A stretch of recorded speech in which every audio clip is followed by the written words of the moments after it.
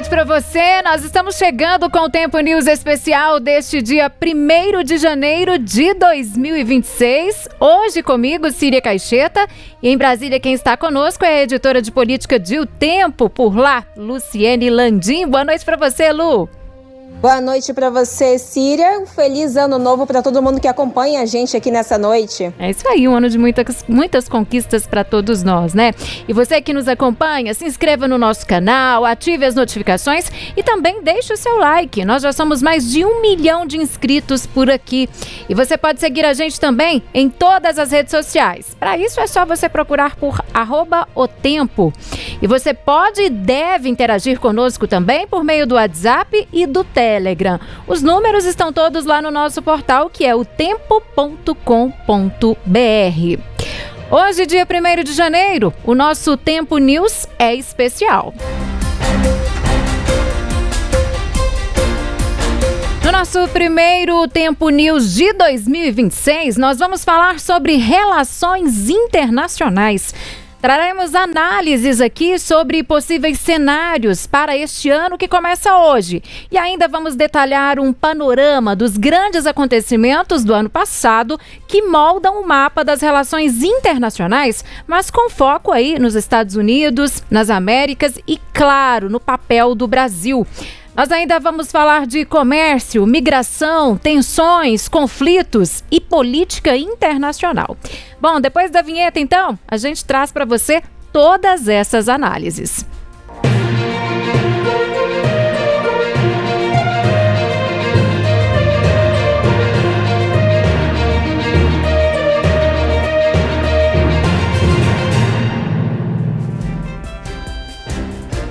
Pois é, gente, o ano de 2025 consolidou uma reconfiguração estratégica com os Estados Unidos, adotando aí uma postura mais agressiva de interesses próprios, e a América Latina, né? Inclusive o Brasil também buscando maior autonomia.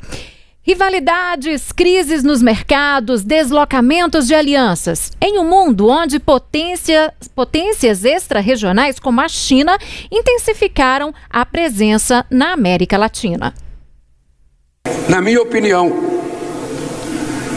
a construção dessa aliança econômica entre China e Brasil, a construção dessa troca de parcerias entre empresas brasileiras e empresas chinesas não tem retorno. Não tem retorno. Estejam certos que daqui para frente só vai crescer.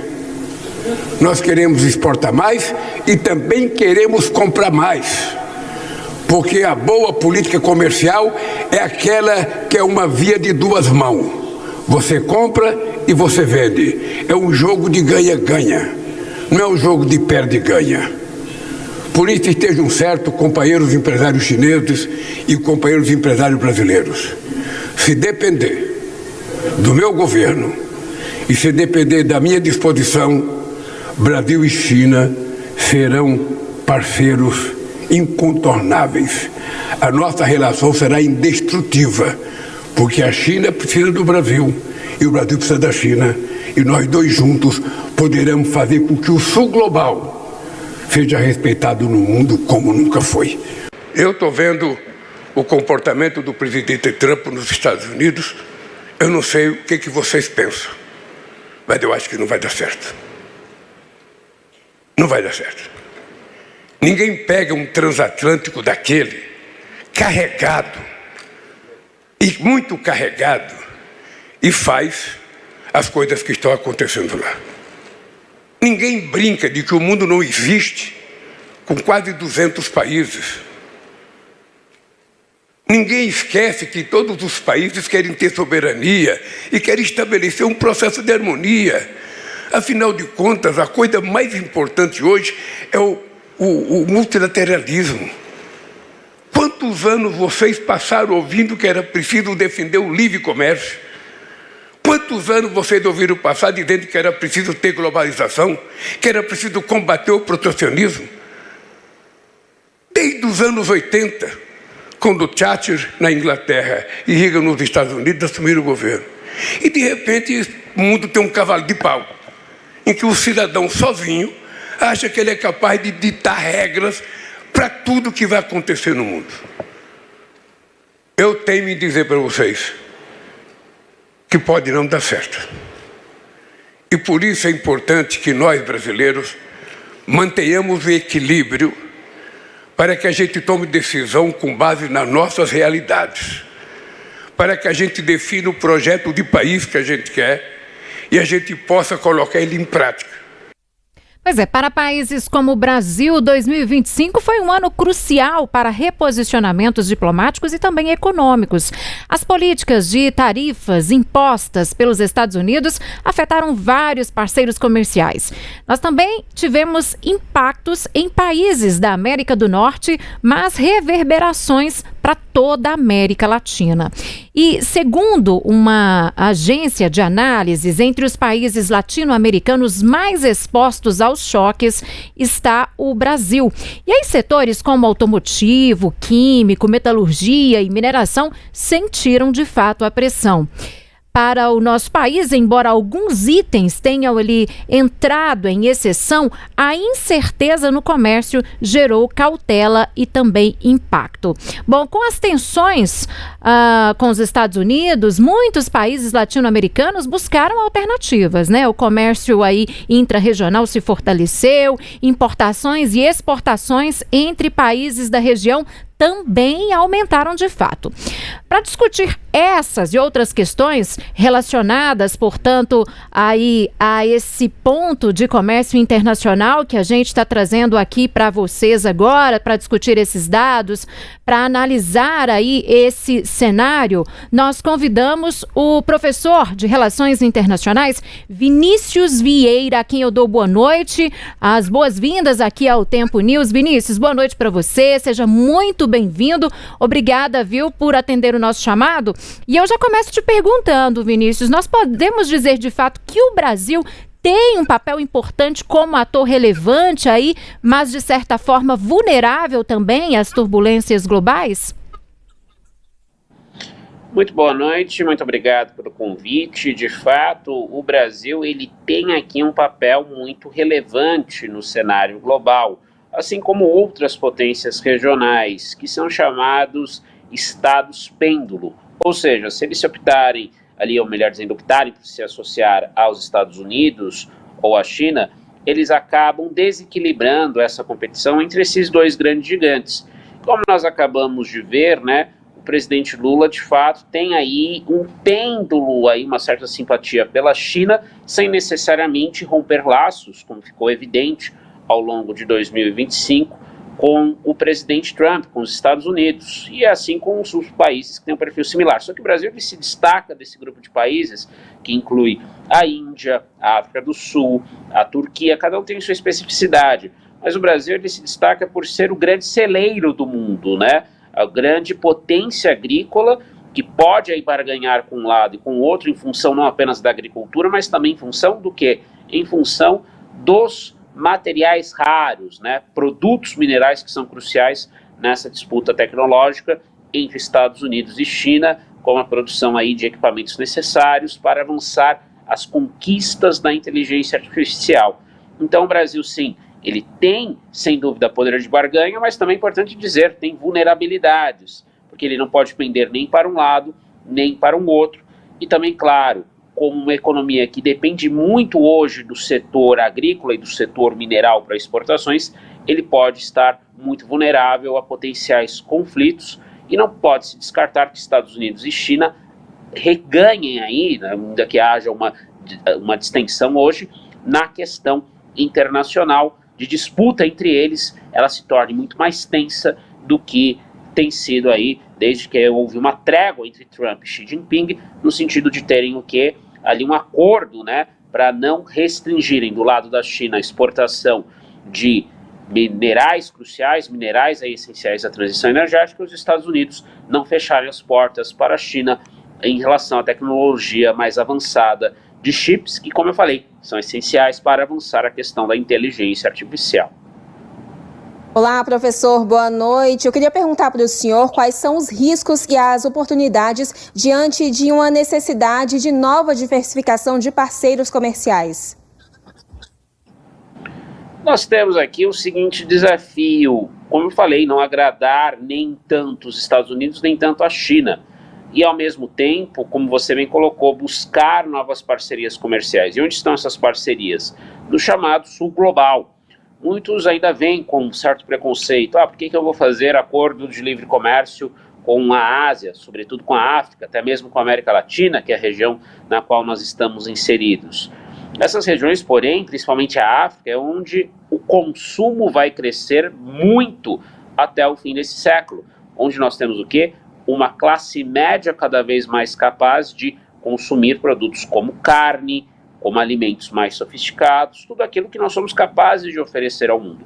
Então não é à toa que, por exemplo, o Brasil está buscando ali acordos cada vez mais com o quê? Com o Sudeste Asiático, ou seja, países como Malásia, Indonésia, que são membros da ASEAN, que é uma espécie de Mercosul daquela parte do mundo, que fica ali espremida, né, na tensão entre China e Estados Unidos e que busca mercados alternativos, como o Brasil busca, no contexto aí em que o Trump, né, talvez recue totalmente no seu tarifaço, mas que se demonstra um ator que instável. Os Estados Unidos não são mais aqueles Estados Unidos comprometidos em absoluto sempre com o livre comércio.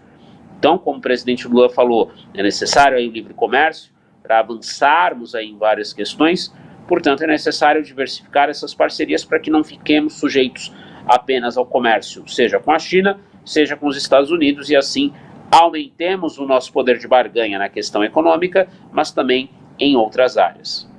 Agora, Vinícius, novas políticas migratórias dos Estados Unidos em 2025 se tornaram mais restritivas, né? E também repercutiram bastante, inclusive aí com cortes no programa de refugiados, tivemos revisão de asilos e também vistos. Isso tem impacto para fluxos de pessoas da América Latina, de certa forma, né? E aí, segundo estudos regionais, o Brasil está se posicionando ou sendo percebido como um hub migratório no sul global, já que as pessoas que não conseguem migrar aí legalmente para os Estados Unidos podem buscar outras alternativas na região.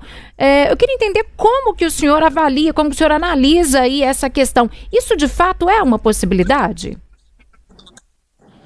É uma possibilidade, de alguma maneira nós já estamos vendo isso aí nos últimos tempos.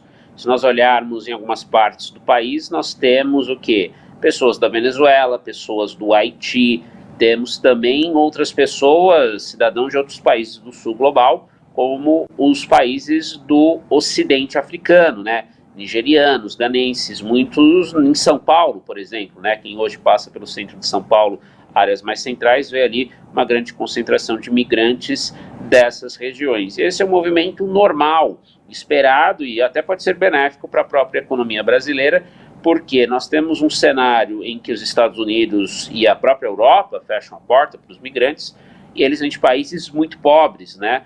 Os chamados LDCs, né? LDCs na sigla aqui aportuguesando, querem dizer países de renda, né, muito baixa ou países pouco desenvolvidos.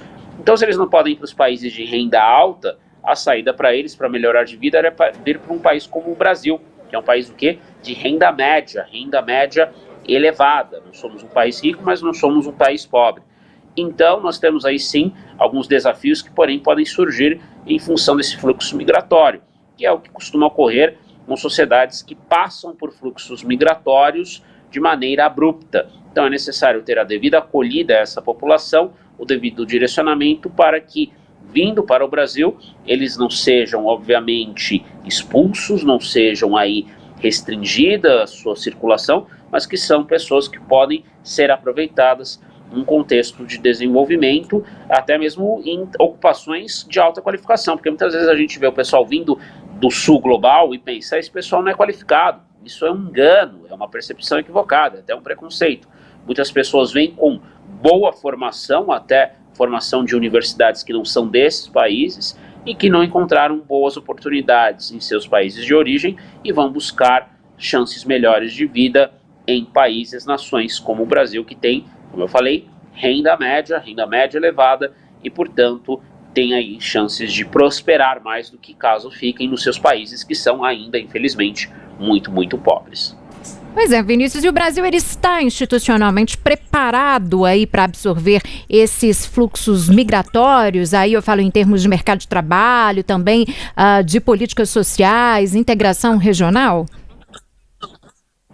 Infelizmente não, porque o Brasil ele é um país que ficou muito tempo sem migrantes, sem receber migrantes em grande quantidade. Temos uma população de migrantes que hoje ela é inferior a 1% da nossa população, segundo os dados oficiais, ou seja, se temos aí pouco mais de 200 milhões de habitantes, nós temos cerca de 2 milhões de imigrantes, incluindo aí pessoas que já estão na sua fase ali de aposentadoria, na terceira idade, que são descendentes de europeus, de asiáticos, que vieram ali, chegaram ali na última leva de imigração, principalmente de Portugal, Japão, Coreia e China, que se deu no pós-Segunda Guerra Mundial, e alguns outros grupos, como espanhóis e italianos.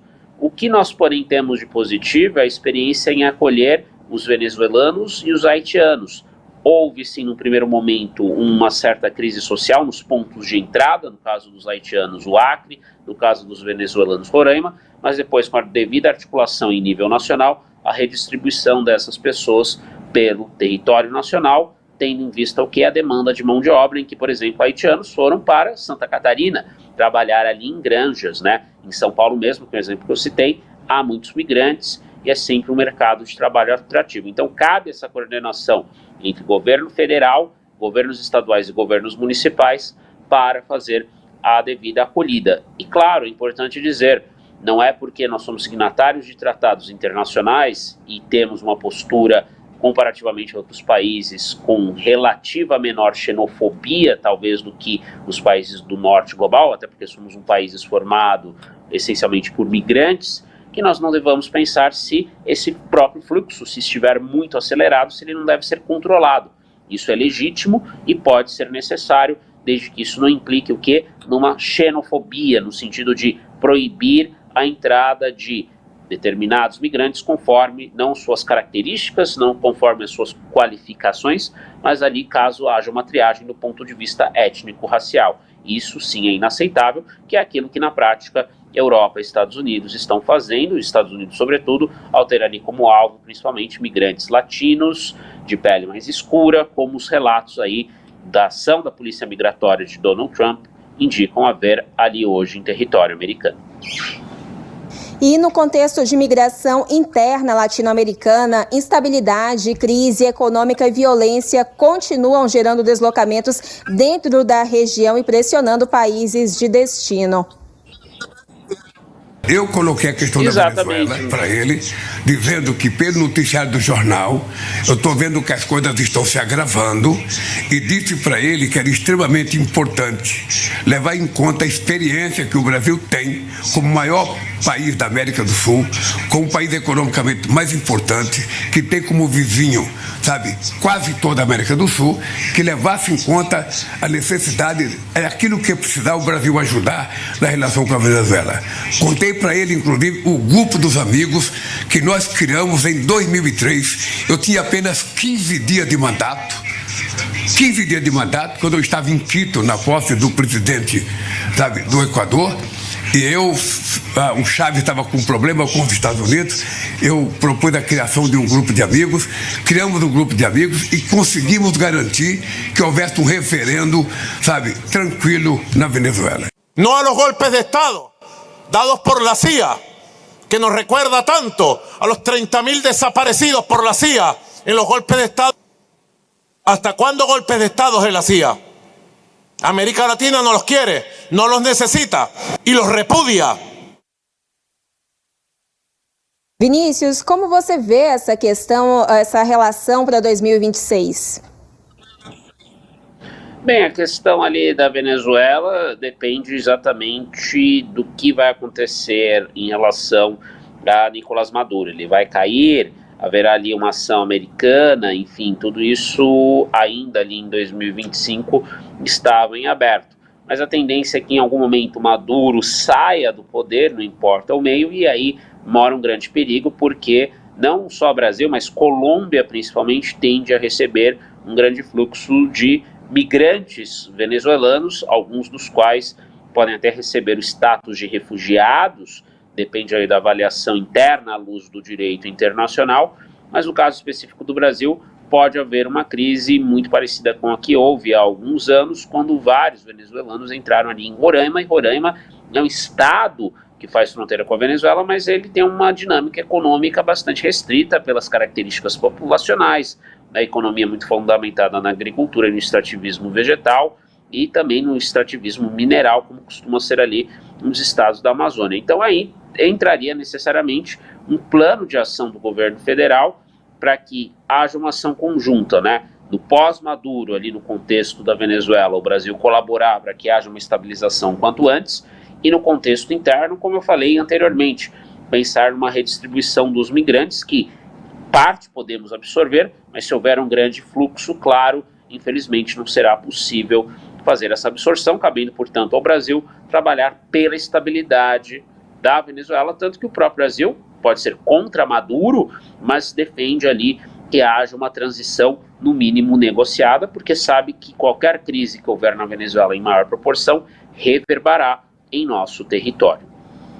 Agora, Vinícius, outro ponto que eu gostaria de destacar aqui é sobre sua análise em relação à estratégia dos Estados Unidos, sob aí o comando de Donald Trump, né, que revisitou uma abordagem intervencionista com foco militar de segurança para proteger interesses americanos. Como que você analisa esse ponto? Infelizmente, Trump, ele está já deixou, importante dizer, o multilateralismo de lado. Isso quer dizer que o Brasil, como potência principal da América do Sul, e que está, né, o principal país latino-americano, ao lado aí do México, né, e da Argentina, que também são muito relevantes, ele não tem mais aqueles meios de defesa, né, fundamentados o quê? Na lei internacional, no direito internacional, nas organizações internacionais. Então ele tem que o quê? Negociar diretamente com os Estados Unidos. E por hora o Brasil vem fazendo isso de uma maneira muito bem, tanto que, mesmo sendo opositores ideológicos, Trump e Lula se aproximaram bastante, para dizer o mínimo, ao longo do ano de 2025. Então, para o Brasil, é necessário ter um canal aberto junto a Washington, junto à Casa Branca, para que justamente não consiga impedir essa expansão americana no continente, que é fundamentada na doutrina Monroe, né, que muitos imaginavam isso sepultada, né, a ideia lá do presidente James Monroe, de 1823, ou seja, 200 anos atrás, aí, mais de 200 anos atrás, ele propunha a América para os americanos, num sinal de que os europeus não mais deveriam intervir no continente, mas também ali sugerindo que os americanos, ou seja, o pessoal dos Estados Unidos, os cidadãos americanos, deviam tomar conta não só da América, do seu próprio país, mas do continente como um todo. E para o Trump isso é fundamental porque, para não perder a competição com a China e com a Rússia, no caso com a Rússia menos uma competição econômica, mais uma competição militar, é necessário criar o que é musculatura, força no hemisfério ocidental, onde os Estados Unidos são dominantes e, portanto, onde eles podem ali construir força para terem o que? Uma projeção global forte, novamente, num segundo momento. Mas é importante dizer, renunciar ao papel de potência global. Eles apenas querem ter mais força aqui para que, no futuro, tenham mais força global do que já tiveram. Tá certo. Vinícius Vieira, especialista em relações internacionais, conversa conosco. Nós estamos tentando entender e ele fazendo uma análise aí de todo esse contexto de relações comerciais, do ponto de vista relação comercial importante para o Brasil e também de possibilidade de conflitos, de segurança. Agora, outro ponto que a gente vai destacar aqui, em particular, e falando ainda dos Estados Unidos, é mencionar o envio de forças navais ao Caribe em 2025. E a justificativa foi de combater cartéis de drogas como parte aí de uma campanha militar do país contra organizações criminosas na América Latina. Vamos ouvir o que disse aí na época o presidente Donald Trump para justificar a medida.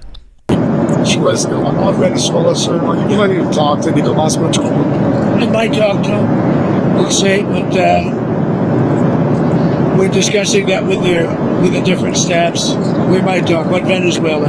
Interesting enough, the U.S. this week did, of course, name him the leader of a foreign terrorist organization. So why do we want to talk to him? Say it again. Maduro, the U.S. Designated him the leader of this foreign terrorist organization. Why do you want to talk to him if he's the leader? If we can save lives, if we can do things the easy way, that's fine. And if we have to do it the hard way, that's fine too. Tá aí, outro ponto também que gerou bastante polêmica com as justificativas de Donald Trump, que muita gente não entendeu, muita gente não concordou e alguns especialistas criticaram bastante. Agora volto com o especialista em relações internacionais, Vinícius Vieira. Vinícius, qual que é a análise que você faz deste ponto, deste assunto e como que, na sua avaliação, isso pode repercutir agora em 2026?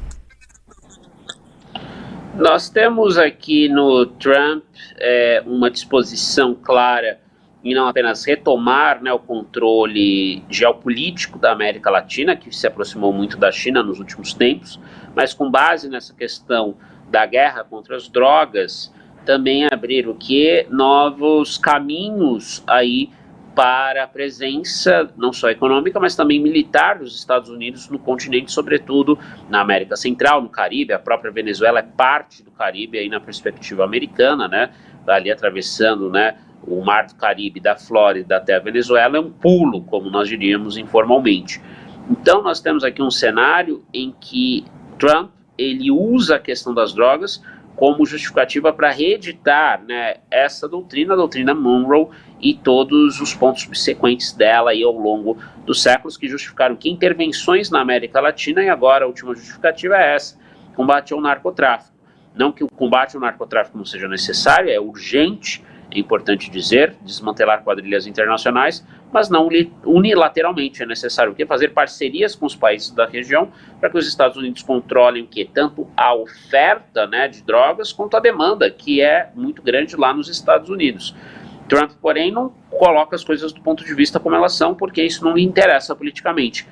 Domesticamente, para Trump, interessa que ele mostre ao seu público mais conservador que tem ali um combate às drogas, que é uma cruzada moral, que deveria ser tratado do ponto de vista da saúde pública, mas não é, em função de interesses aí políticos, interesses até mesmo econômicos, mas nós temos aqui o Trump sinalizando que vai aí usar todo o seu arsenal necessário para fazer essas intervenções na América Latina. Então, na América Latina, devemos esperar mais instabilidade, o que pode ser negativo para o Brasil, como estávamos falando antes, inclusive na questão de imigração, mas também na questão econômica, porque quem está de fora vê a América Latina como um todo e pode justamente achar que não temos ali uma distinção entre o que se passa nos mais diversos países do continente. Isso pode nos prejudicar de maneira significativa.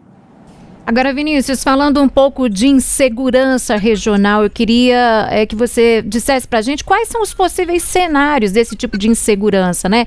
Nós temos aí, já falamos, de deslocamentos de refugiados da Venezuela, tem também questões de instabilidades políticas, riscos de guerra híbrida. O que poderia impactar diretamente o Brasil neste ano? Em 2026, devemos ficar de olho não somente numa eventual invasão americana e suas consequências na Venezuela, mas também ao fato de que, havendo eleições no Brasil, e por mais que haja uma proximidade hoje forte entre Lula e Trump, Trump pode preferir um candidato mais à direita e pode justamente fazer esforços, não ele pessoalmente, mas setores da sua administração, para eleger candidatos no Brasil, não só no nível presidencial, mas em diversos níveis que estejam alinhados à pauta trumpista. E não tem nenhum problema em conversar com Trump, como a atual administração brasileira faz. O grande problema é se Trump moldar a política brasileira contra os interesses do povo brasileiro.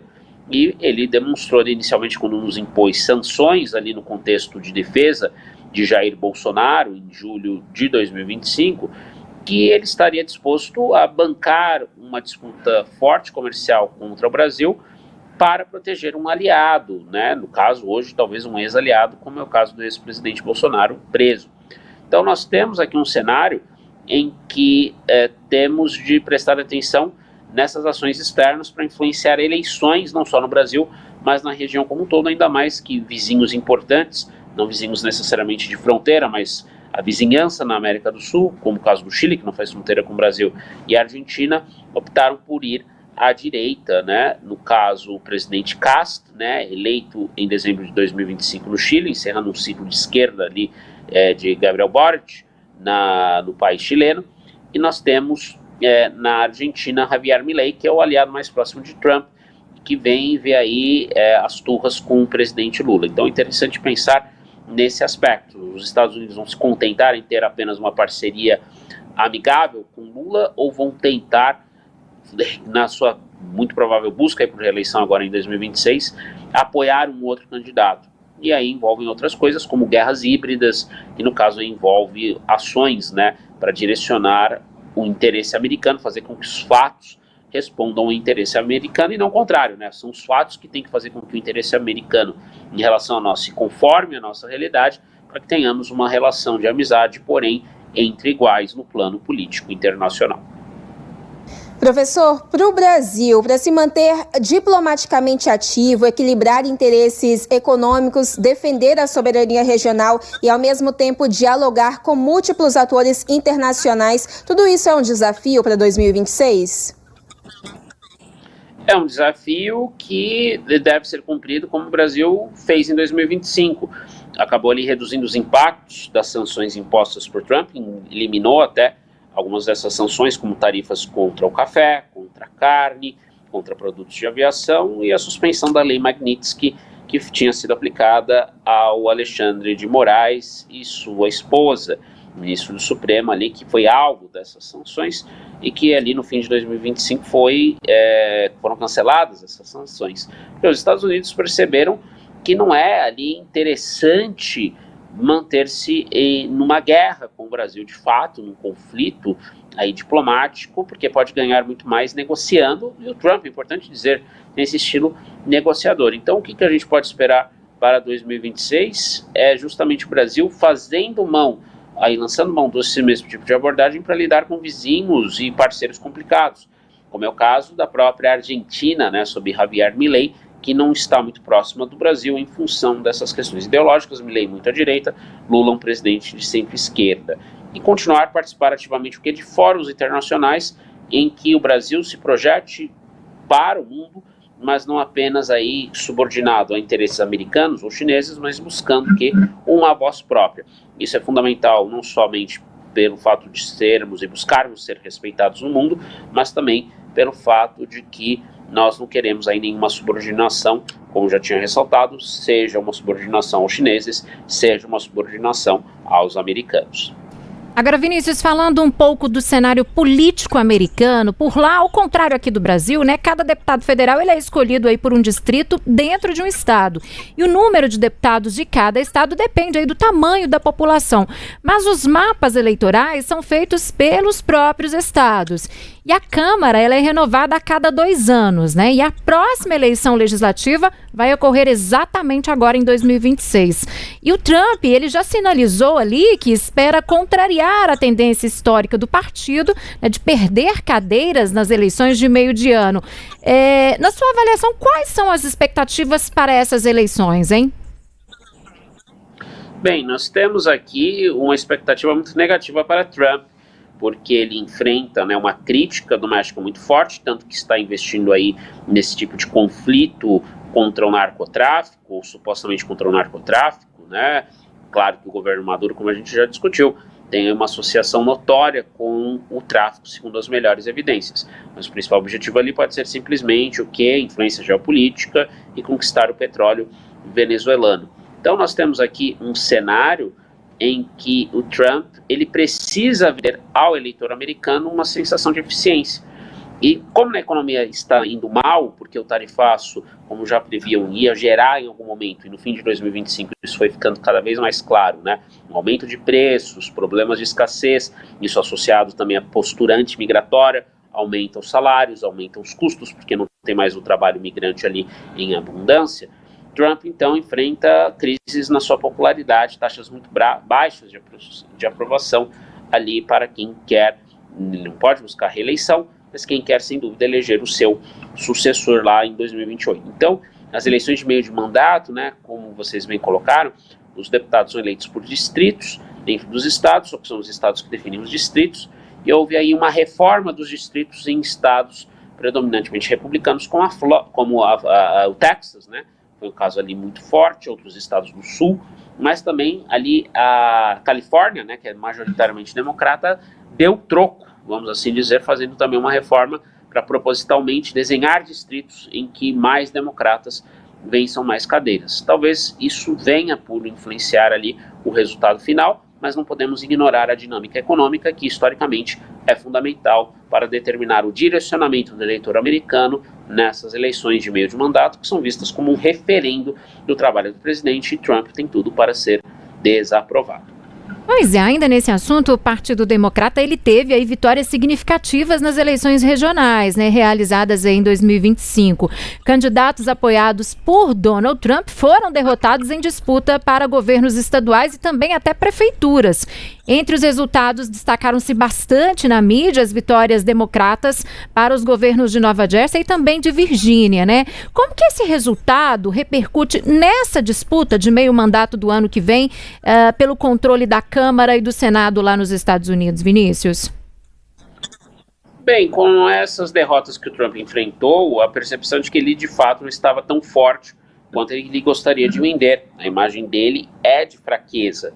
Então, nós temos aqui essas eleições sendo cruciais na percepção do eleitorado americano de que é possível combater Trump, é possível fazer com que se ele não seja retirado do poder, claro, mas que ele tenha ali o seu poder limitado em função das características até autoritárias que ele demonstra, segundo vários analistas. E, claro, tentar, sobretudo, que responder à questão econômica. Então, é a democracia americana funcionando bem nesse aspecto, mas sob a ameaça de Trump em função das suas posturas iliberais que flertam ali com uma espécie de autoritarismo.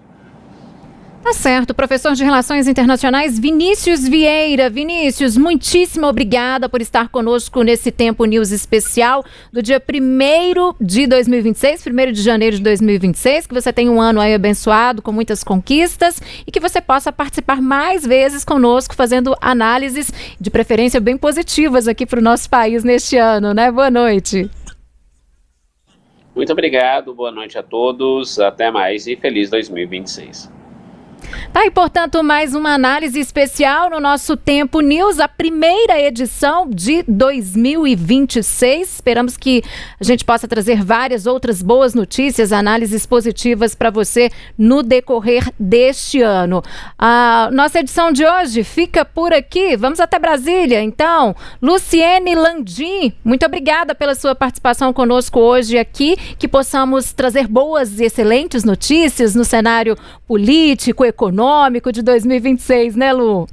Pois é, Ciri, uma boa noite para você, boa noite para quem acompanhou a gente aqui, vai ficar ao longo de 2026, lembrando que é ano eleitoral, eleições gerais, então o que não vai faltar por aqui é notícia, muita notícia, estaremos sempre aqui trazendo elas, comentando. Um feliz 2026 para todo mundo, boa noite, a gente volta amanhã. Pois é, amanhã dia 2 nós estaremos por aqui de volta, viu? Amanhã, sexta-feira, com mais notícias para você. Você já sabe, né? Marca aí no seu relógio de segunda a sexta, sempre às 7 horas da noite. Nós estamos por aqui para trazer e analisar, contextualizar para você os principais fatos, os principais acontecimentos do Brasil e também do mundo. E todas as notícias que a gente sempre traz por aqui, você pode acompanhar todas as repercussões, acompanhar em detalhes lá no nosso portal tempo.com.br. Então, mais uma vez, muito obrigada pela sua companhia e amanhã eu estarei de volta, viu? Uma ótima noite para você, um 2026 de muitas conquistas para todos nós, hein? Até amanhã. Tchau, tchau.